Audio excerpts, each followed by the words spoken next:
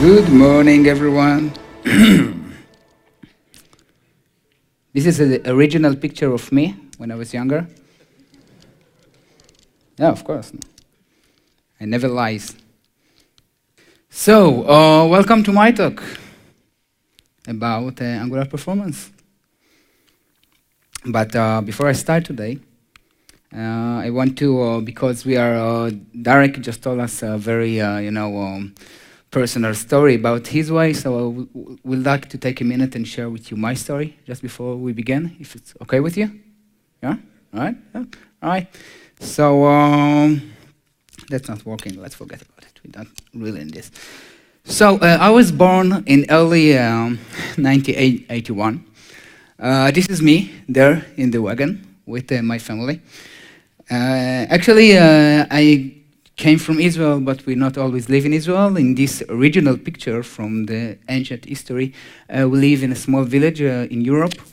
And then, as you all know, we had some hard history. And on November 20, everything was just changed, and we had to leave our homes.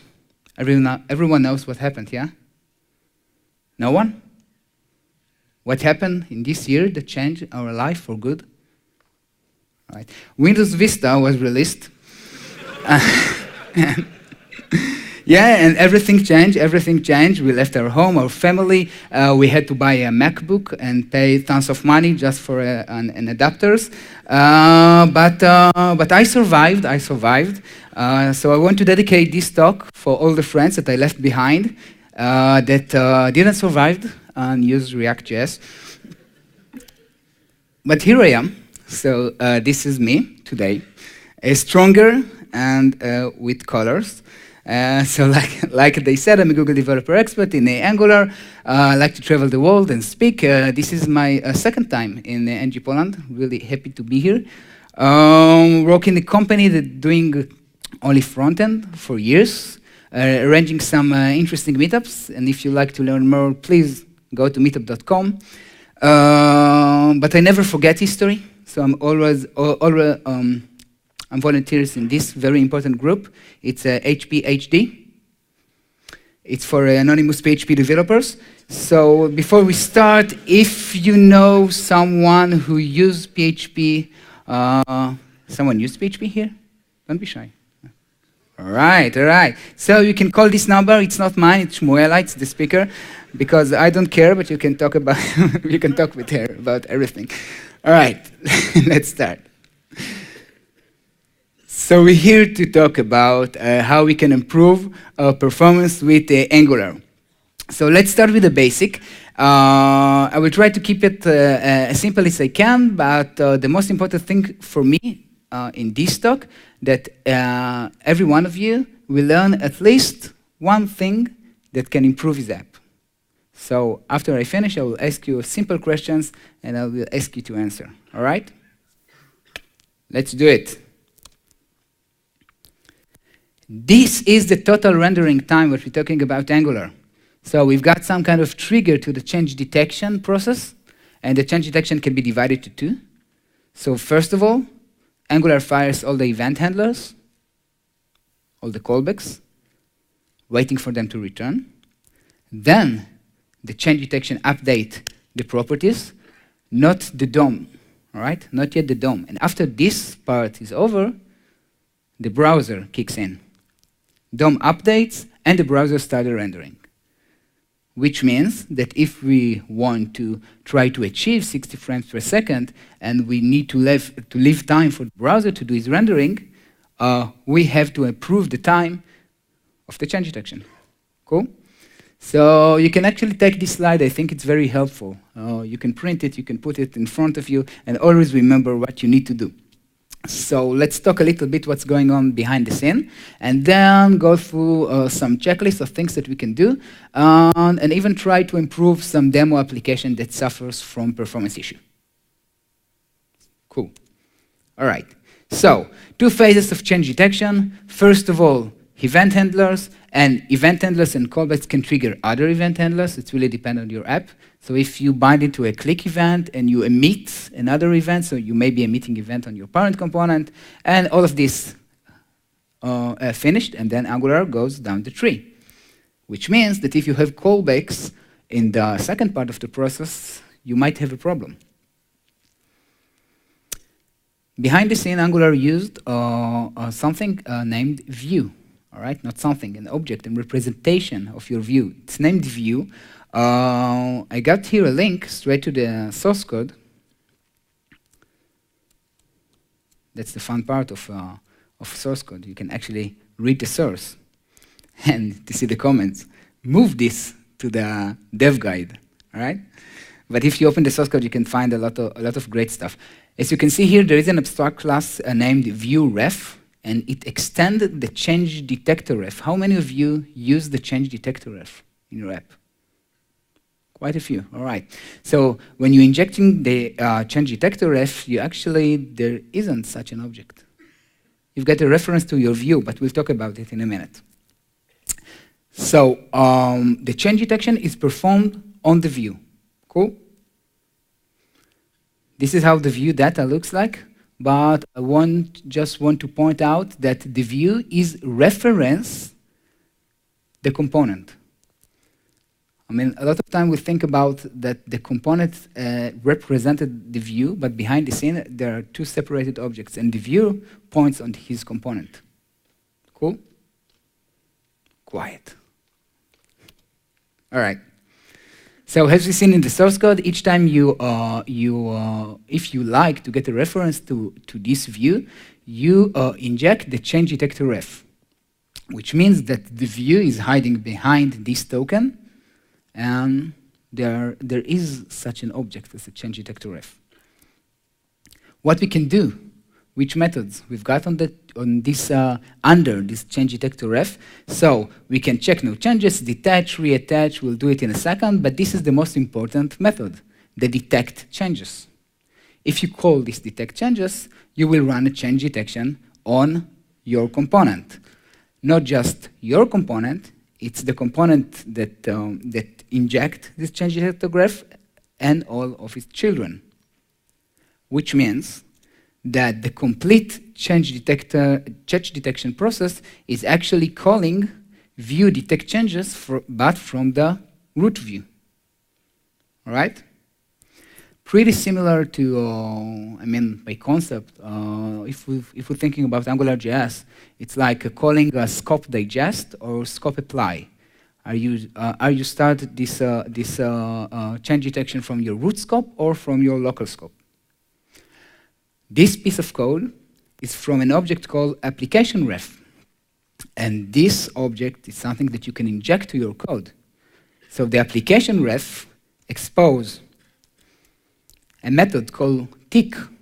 And if you call tick, you are just running on all of your views straight from the root view and performing change detection. Cool? Someone use the application ref? No one. All right. Let's move forward. So what kicks the application tick? We don't call application a ref tick by ourselves, so something need to call it, and then we're talking about Zone.js, or to be more correct, it's ngZone. It's how Angular uses this Zone.js. And this is another snippet from the source code. And as you can see, Zone run this tick. This tick because this code was taken straight from the application ref. All right? So who thinks that we need Zone.js in order to use Angular? No one. Good. We actually don't need it. But if you try to remove ngZone, you'll get an error. This is a snippet straight from the source code, the class ngZone. Two things I want you to focus on. The first thing is this one. The ngZone keeps two references, the outer zone and the inner zone. And we will use it. I mean, there is two different contexts that we need to care about. All right? This is just a picture about someone looking for his inner zone. We need some color from time to time. All right. But this is more interesting. We just understand that if Zone.js kicking the tick method, so maybe we can call the tick method ourselves, so maybe we don't really need Zone.js to do it for us, but if you remove the dependency, as you can see, you will get an error. Angular requires Zone.js as a polyfill. All right? Cool. So let's summarize. It was a quick overview with a little bit of, picking under the hood of how Angular performs change detection, who are the actors in this process, and the most important thing is understand the different parts of change detection, because it will help us to write better code. Cool. So this is our goal. If we want to make Angular faster, we need to reduce the change detection executions. I mean, we don't want change detection to run a lot of times, and if it's running, we want it to be very, very fast. Oh, something ringing.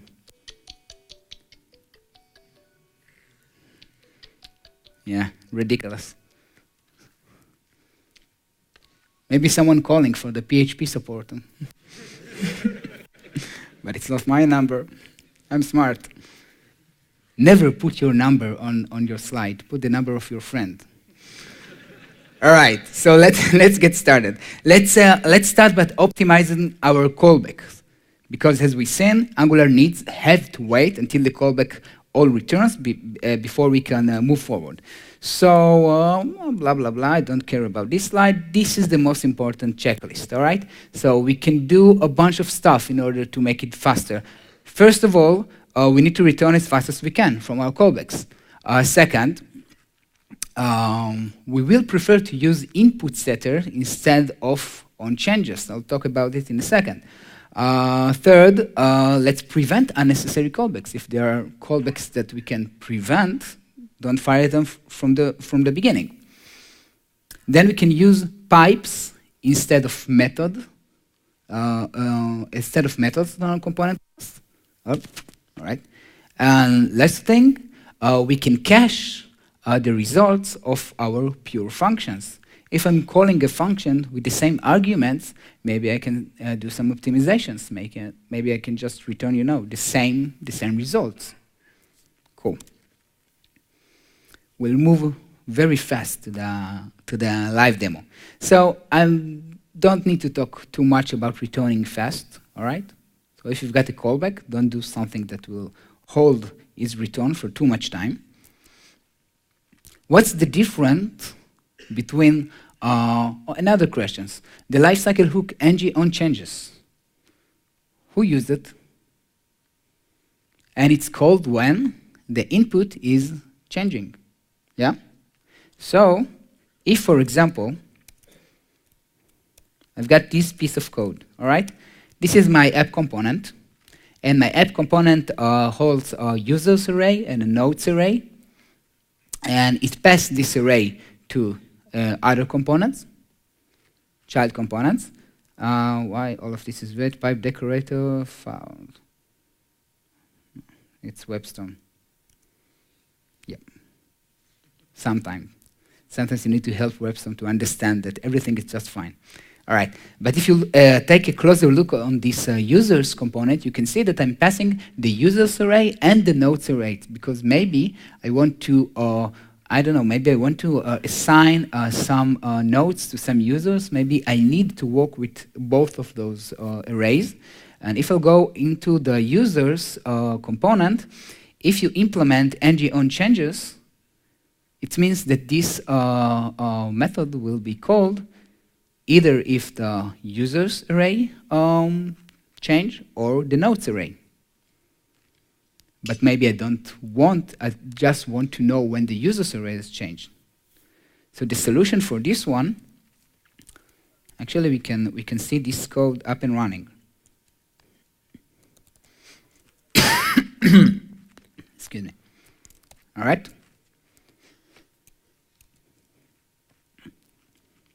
You see this craziness? This is a set interval. We'll talk about it in a second. For now, let's just go back to our code, found this piece of code and shut it down. All right. So right now, this is my users and this is my nodes. And if I change my nodes and add something, you can see right here that user component changed. All right? So the solution for this, if I only care about when the users change and I don't care when either one of the inputs, I can use a setter instead. I can do this. Input set users, accepting a value. And run my code only when the users change, instead of writing some logic inside my own changes. Okay? Cool. Just remember that the ng-on changes will be executed on every input changed. Maybe it's not something that you want. And this is a callback. And this can hold your change detection. So input setters should be used instead of ng-on changes unless you have only one input, and this is exactly what you want to achieve. Debounce time. How many of you use this function? Cool. So I even don't need to talk about it. If I use debounce on my phone control, I can just prevent callbacks from being called. New feature in forms, update on blur or update on submit. All right. So let's use these ng model options. Each time go. Another thing you can do, if you are emitting an event from a component, just put an if. Just 1, 2, yeah. Don't just emit events even if you don't really need them.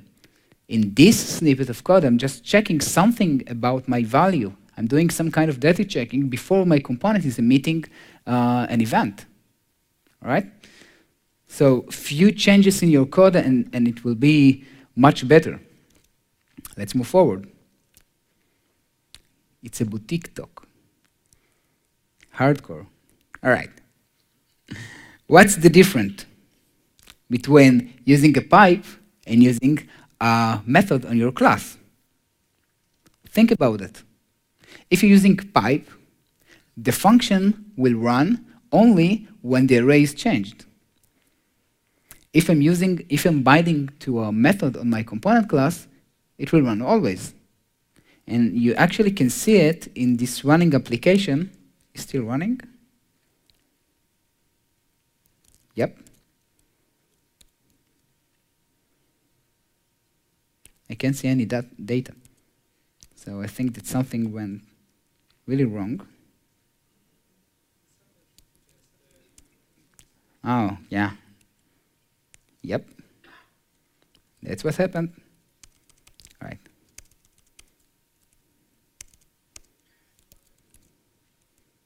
And yeah. And as you can see here, I want you to notice something very, very interesting. I've got here the get user code, and this method accepts the user gender and the user nationality and generates some code. Because I'm writing some kind of, it's taking from a real-world app, some visa application. I've got some inner logic, and I need some information for the user to generate a certain code that only I can understand. All right. So right here on the table, you can see that if your nationality code is BR and you are a male, so I mark you with 1, and all the others are marked as 0. Which means that, as you can see at the console log, I've got 20 items, and this method will run like always. So even if I type, because I don't have any update on, all right, even if I'm doing something that got nothing to do, like adding an item to my collection, and I just added myself right here at the bottom, Nir, and I'm BR as well, so I get 1. And 21 times this method runs, which is not good. So if I'll take this method and just replace it with a pipe, it will run only when this user is actually changed, this particular object. Cool?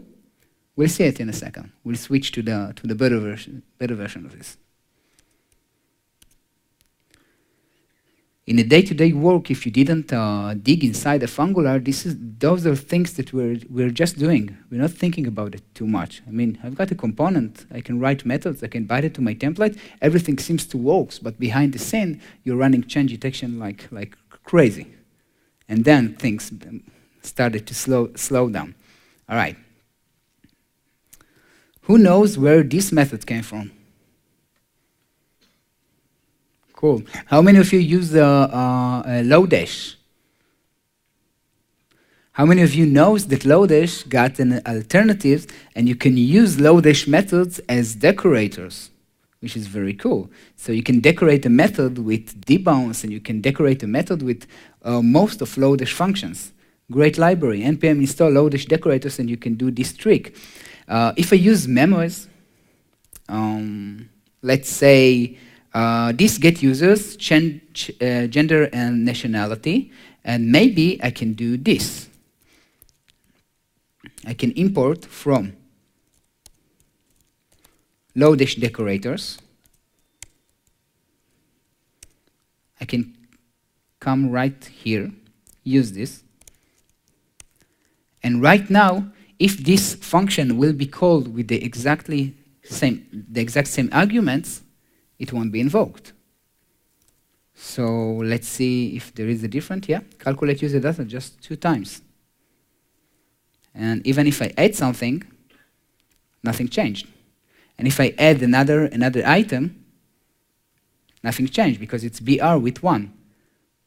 So instead of running this function on my method 20 and 21 times, it never runs if this is the same argument, and I can cache it. Just use this specific method from Lodash, and you improve your code and improve your performance almost for free. Cool? So what we learned? We learned about callbacks, and callbacks are important. So don't just, write methods. Write methods, bind it to the template. Don't think about what's going on. Trust Angular to manage it. It will manage it, but we need to help him. All right. So let's move forward to the change detection. How can we help the change detection process? How can we control it? This checklist is very short. First thing I can do is use the on-push strategy. And the on-push strategy in this demo app, for example, as I can see here on notes, I can use the on-push strategy here. I can use the on-push strategy on my users component. And just when the input will get a new reference, I will run my code. And I think most of you know about it, yeah? Is there anyone here who never used the on-push strategy? Cool. Let's move forward. Little reminder of what we can do with the change detector F. So we talked about the detect changes, but if we use the detach, we can exclude a component from change detection. And if you think about it, there is a very, very good possibility that not most, but a lot of the components that you wrote in your app doesn't need to change on runtime. Maybe you build a side menu and you rendered a menu and it's not going to change. And maybe you've got a top navbar with a logo or something, or a footer, a static footer. I want it to synchronize with my model for the first time, and that's it. I want to exclude it from the change detection. So just by marking some components and detach them from the change detection hierarchy, I can actually make the change detection faster, and it's very easy to do. Let's say that this list or this user list, as you can see here, I've got no form, and let's say that this list is not going to be updated. Maybe I'm doing some long polling and I will update it just if the user going to press this button, all right? So I can come right here. I can implement the after view init, because I want to view to be initialized, and then I can inject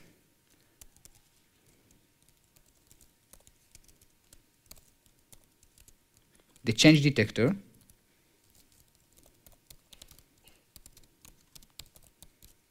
change detector ref, and now we all know that I'm actually referencing my view, and the change detector is just an alias, just a token for it.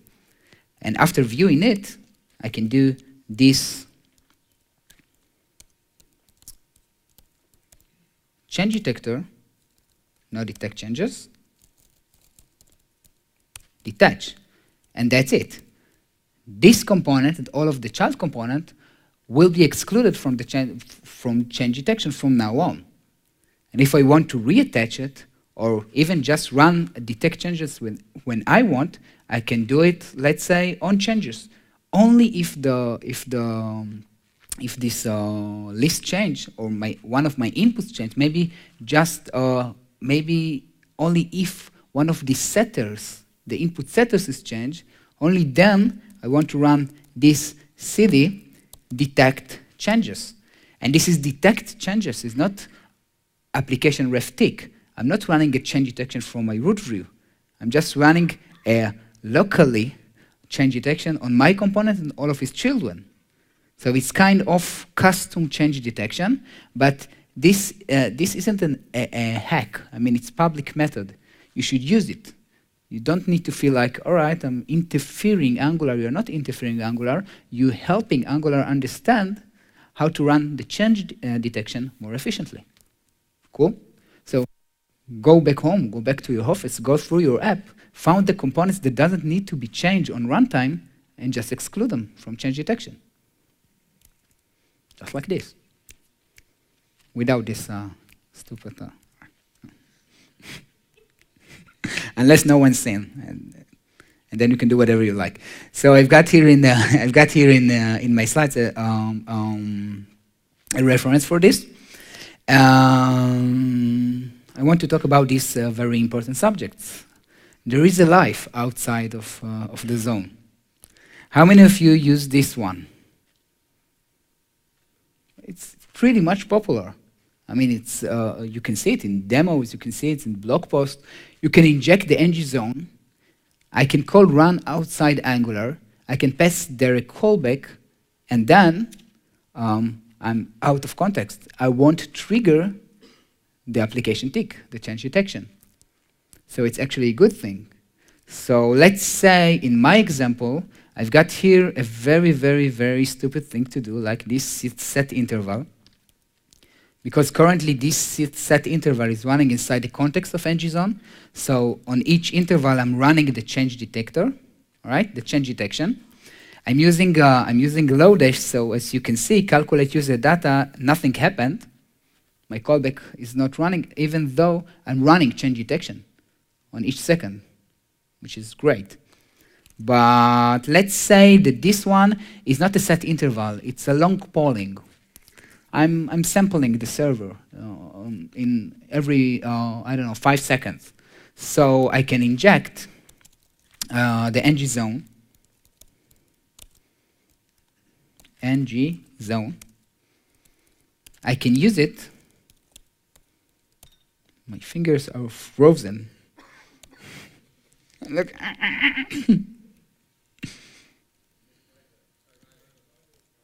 Private. No, I don't care. I can use it right away. I'm inside my constructor.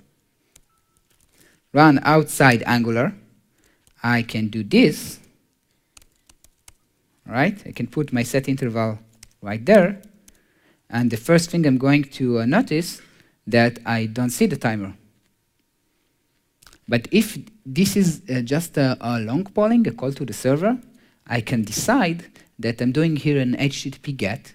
And when I decide to actually execute it, I can call change detector ref detect changes. So then I don't care if I'm sampling the server because maybe nothing changed. And for nothing, each 5 seconds, because I'm in the zone, I'm using HTTP GET and I'm running change detection with no reason. So this pattern is something that you should use if you've got like long or short polling, for example. I think that's the reason I use it lately. All right. You can use it if your server push messages for you, and each second it puts ton of messages, and you don't want to trigger change detection. You want to collect and every 10 messages to render it to the screen. Cool. So let's be more drastic. You can actually turn off ngZone.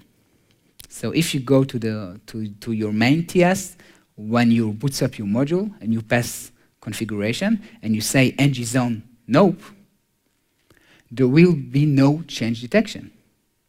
But then you can write, you need to call application ref tick if you want to run change detection on all of your views from the root view, or you should call detect changes when it's necessary.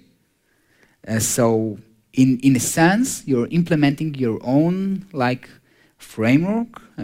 You're kicking the change detection, but if you're building something that is very critical in means of performance, this is a very valid pattern.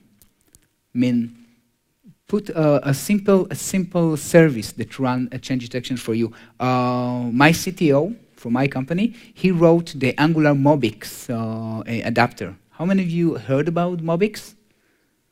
Don't use it. Use the Redux. But if you use it, you see that it's actually a directive that call detect changes on a view. It's a different approach to kick the change detection process. And you can take advantage of this. And it's not, don't feel that you're going against Angular. Think about it differently. This is not a hack. This is an option, a public option, a documented option that we can use. Cool? All right.